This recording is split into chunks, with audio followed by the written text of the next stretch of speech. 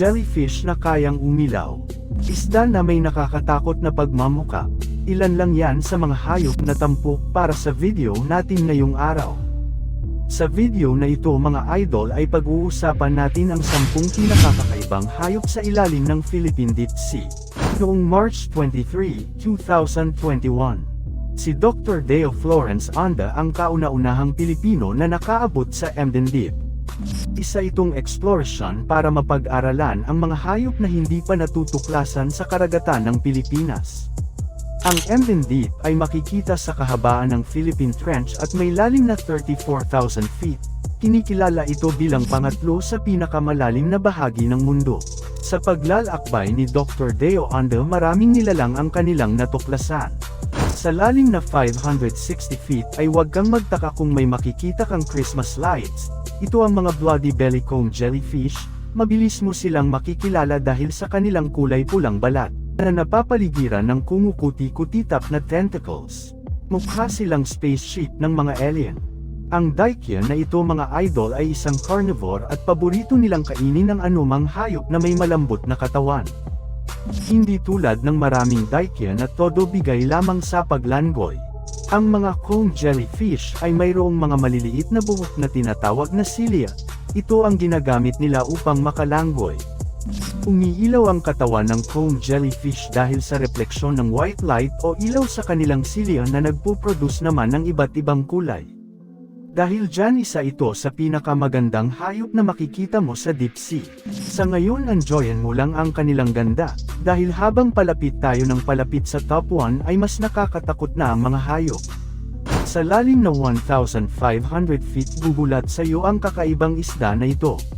Sila ang mga armored sea robin. Nagulat ako nang malaman ko mga idol na ang isda palang ganito kapangit ay kinakain pala dito sa Pilipinas. Sa totoo lang mga idol ay hindi pa ako nakakakita nito at sa totoo lang interesado ako sa lasa ng isdang ito. Kaya paki-comment na lang kung anong tawag nito sa inyong lugar at kung anong lasa nito. Sa probinsya mga idol ang tawag nito ay minya pinya at naibebenta ng 300 pesos kada kilo, maski sa ibang bansa kagaya ng Taiwan at China. Kilala ito bilang exotic food. Mabilis mo silang makikilala sa kanilang armor o yung matigas na kaliskis na ginagamit nilang self-defense sa mga predator.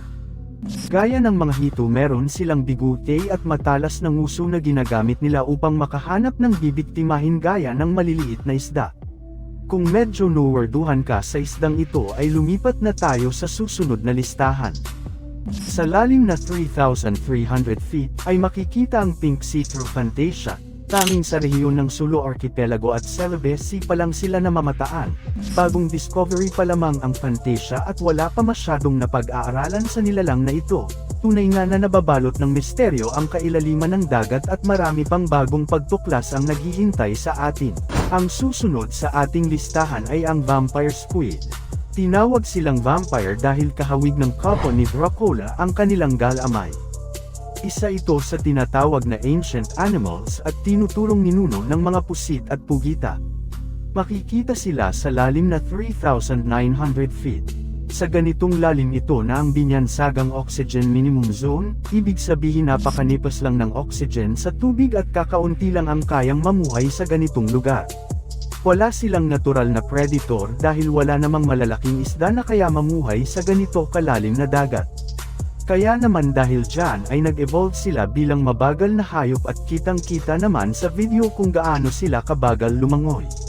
Sa tuwing na alarma ay tinatago nila ang kanilang ulos sa paligid ng kanilang galamay.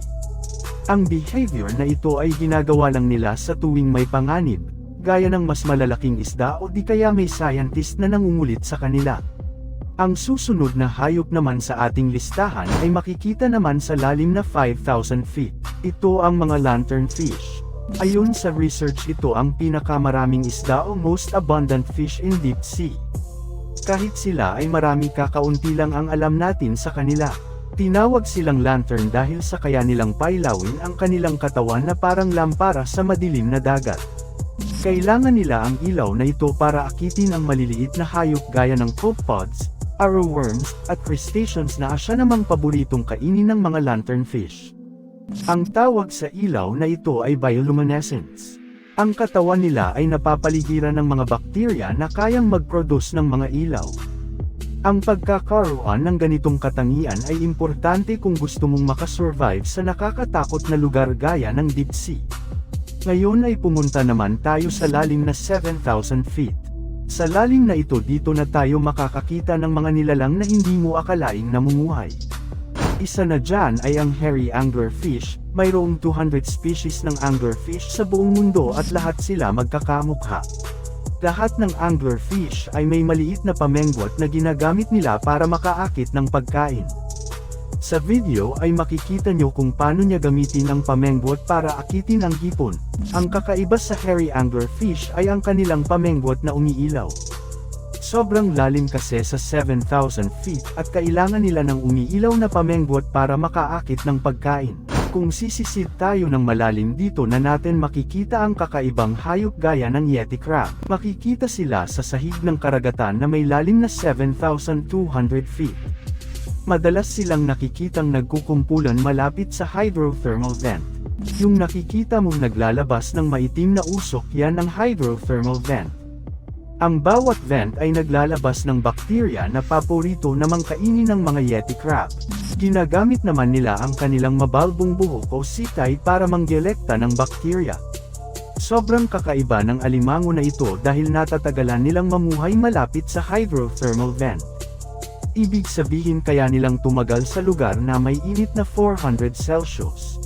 Sa lalim naman na 10,000 feet dito na magsisimulang maging out of this world ang mga hayop. Ito na kasi ang tinatawag na abyssal zone. Ang larawang nakikita mo sa video ay akalain mong isang alien. Sila ang mga tinatawag na big fin squid, meron itong galamay na kayang humaba ng 23 feet. Gaya ng ibang mga pusit ginagamit nila ito para makahuli ng makakain. Tinawag silang big fin dahil sa lake ng kanilang palikpik na makikita sa kanilang ulo.